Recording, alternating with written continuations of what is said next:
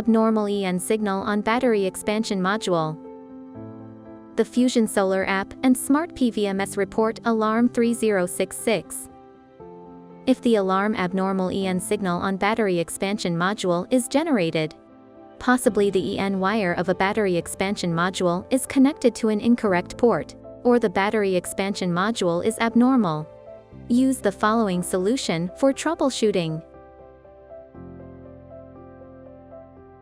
1. Perform the power-off operations in the sequence as shown in the figure.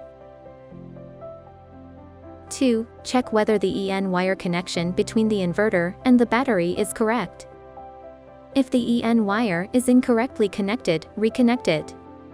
3. Check whether the signal cable is securely connected. Remove the signal cable and check whether the stripped length of the insulation layer is correct. Reconnect the signal cable and try to pull the cable back to ensure that the cable is securely connected. 4.